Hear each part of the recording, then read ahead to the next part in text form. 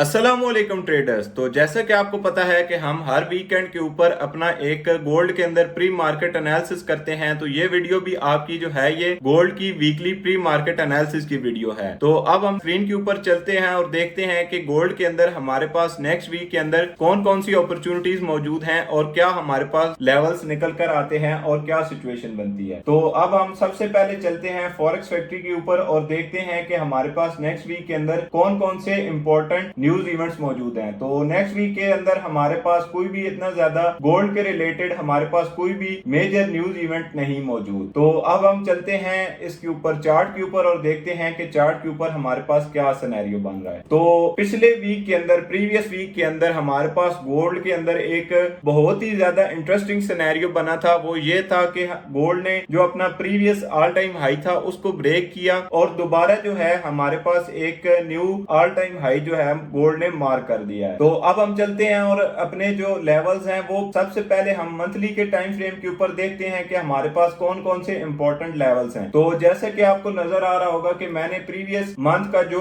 High है यानी previous month की जो कैंडल है उसको उसके हाई और लो को मैंने मार्क कर लिया है, क्योंकि जो मंथली की हाई और लो होती है वो काफी ज्यादा इंपॉर्टेंट आपके पास एक लेवल होता है मंथली के ऊपर। और मंथली के अंदर जैसा कि आपको नजर आ रहा होगा कि हम पिछले बहुत सारे मंथ से जो है वो हम स्टिल बुलिश हैं। इसके अंदर गोल्ड के अंदर हमारे पास कोई भी बेरिश मूव अभी तक मंथली के टाइम फ्रेम के ऊपर नहीं आया। नेक्स्ट अब हम चलते हैं वीकली के टाइम फ्रेम के ऊपर और देखते हैं कि उसके अंदर हमारे पास क्या लेवल्स निकलते हैं। वीकली के टाइम फ्रेम के ऊपर हमारे पास बहुत सारे जो हैं वो इंपॉर्टेंट लेवल्स निकल कर आते हैं, क्योंकि मार्केट ने ऑल टाइम हाई मार्क करने के बाद मार्केट जो है दोबारा प्रीवियस वीक की जो कैंडल थी उसके अंदर मार्केट ने दोबारा जो है वो वीकली की क्लोजिंग दे दी है। तो ये हमारे पास एक काफी इंटरेस्टिंग सिनेरियो बन गया है कि ऑल टाइम हाई मार्क करने के बाद गोल्ड ने उसके ऊपर कंटिन्यूएशन नहीं की, बल्कि पिछले जो आपके पास प्रीवियस वीक की कैंडल थी उसके अंदर दोबारा क्लोजिंग हो गई है। तो आपने जो है वो वीकली की लो को मार्क कर लेना है, क्योंकि वीकली की जो आपकी लो है वो एक काफी इंपॉर्टेंट आपके पास लेवल जो है वो प्ले हो सकता है। उसके बाद आपने जो आपके पास प्रीवियस वीक की ओपनिंग प्राइस थी उसके ऊपर एक लेवल लगा लेना है, क्योंकि ये प्रीवियस वीक की जो आपकी ओपनिंग है ये उस प्रीवियस वीक की हाई के राउंड अबाउट है आपका लेवल और उसकी क्लोजिंग भी वहीं के ऊपर है। तो आपने जो है वो इन दो लेवल्स को इंपॉर्टेंट मार्क कर लेना है, एक इस वीक की जो आपके पास प्रीवियस वीक की लो थी इसको और एक इस प्रीवियस वीक की आपकी जो ओपनिंग प्राइस थी उसको। अब हम नेक्स्ट जो है वो डेली के टाइम फ्रेम के ऊपर चलते हैं। तो जैसे कि आपको मैंने वीकली के ऊपर ये दो लेवल्स लगवाए हैं, तो वीकली के ये दोनों लेवल्स आपके डेली के ऊपर भी काफी जो है वो इंपॉर्टेंट लेवल्स बन गए हैं। ये जो आपका वीकली का लेवल है ये डेली के ऊपर आपका काफी इंपॉर्टेंट लेवल है, जो कि $2387 के ऊपर आपका जो है ये एक काफी इंपॉर्टेंट लेवल है, क्योंकि ये यहाँ से मार्केट ने जो है ये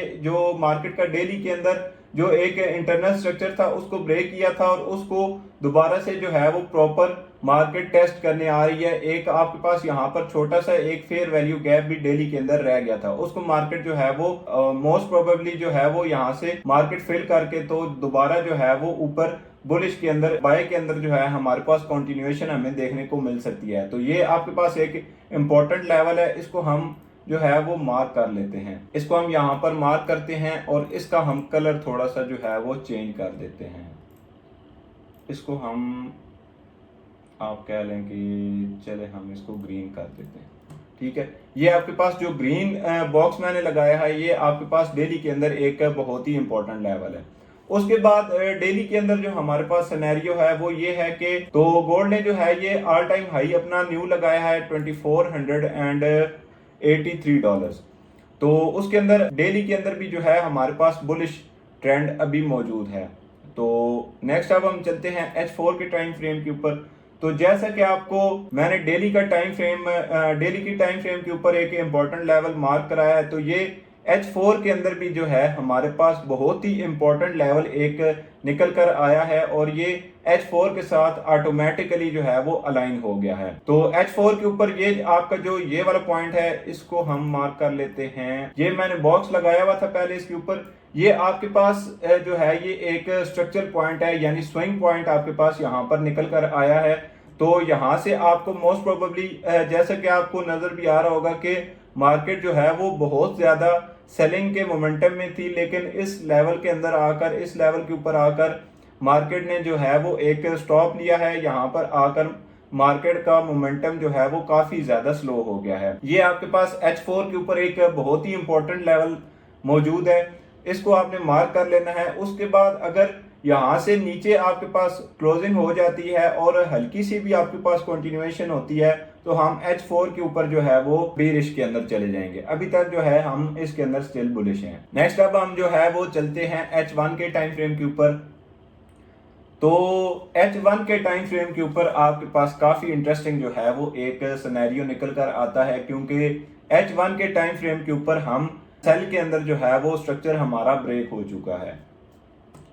तो लेकिन जो है H1 का आपका स्ट्रक्चर आप कह लें कि इतना ज्यादा इंपॉर्टेंट नहीं होता, क्योंकि जो आपके हायर टाइम फ्रेम्स हैं वो अभी तक उसके अंदर कोई भी हमें चेंज ऑफ कैरेक्टर मिला है, ना हमें ब्रेक ऑफ स्ट्रक्चर मिला है। सिर्फ एक H1 के और जो उससे लोअर टाइम फ्रेम्स हैं उनके अंदर सिर्फ हमें एक जो है वो सेलिंग का प्रेशर क्योंकि ज्यादा था, मार्केट ने ऑल टाइम हाई अपना मार्क किया था, उसके बाद मार्केट जो है वो मोमेंटम के साथ सेलिंग के अंदर थी। और यहाँ पर आपको जैसा कि मैंने H4 का लेवल बताया, तो यहाँ पर आकर आप देख सकते हैं कि मार्केट का जो मोमेंटम है वो स्लो हुआ है और लोअर टाइम फ्रेम के अंदर वो काफी हद तक जो है वो लेवल जो है वो साबित हो सकता है। और यहाँ से आपके पास एक स्विंग पोजीशन आप बना सकते हैं, या यहाँ से आपके पास स्विंग ट्रेड आपको एक मिल सकती है, जो कि आप कह सकते हैं कि आपकी लॉन्गर रन के लिए आपकी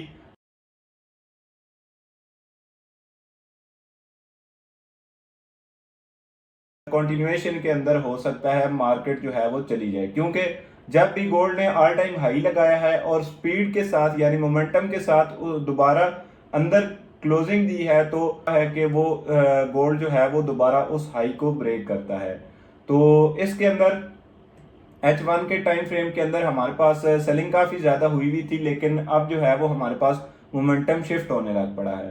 तो यही आपके पास एक इम्पोर्टेंट काफी लेवल है। अगर इससे नीचे मार्केट जो है वो क्लोजिंग देती है तो फिर उसके बाद जो है हम इसके अंदर सेलिंग का चांस कोई हमारे पास बन सकता है, या हम सेल की तरफ देख सकते हैं। लेकिन उससे पहले जब तक ये आपका लेवल यहाँ पर मौजूद है, इसके ब्रेक से पहले आप कभी भी जो है इसके अंदर गोल्ड के अंदर आप सेल की ट्रेड नहीं लेंगे, बल्कि आपने जब भी कोशिश करनी है आपने यही कोशिश करनी है कि मुझे किसी भी लेवल के ऊपर से अगर मुझे बाय की ट्रेड मिलेगी तो मैंने सिर्फ जो है वो गोल्ड के अंदर बाय की पोजीशन लेनी है, उसके अलावा आपने सेल की पोजीशन इसके अंदर नहीं लेनी। ठीक है, क्योंकि आपके पास मंथली भी जो है वो आपका बुलिश है, उसके बाद वीकली भी आपके पास बुलिश है, डेली भी आपके पास बुलिश है, H4 भी आपके पास बुलिश है। लेकिन जो है वो आपके पास जो H1 का सिर्फ टाइम फ्रेम है वो आपके पास जो है वो सेलिंग के अंदर उसने थोड़ी सी मतलब आप कह लें कि सेलिंग के अंदर उसका मोमेंटम था, लेकिन वो भी अब आकर जो है वो उस H4 के लेवल के ऊपर आपके पास स्लो हुआ है और शिफ्ट होना शुरू हो गया है। तो आपने यहाँ से जो है ये एक बाय की ट्रेड अगर आपको मिलती है तो आपने ले लेनी है।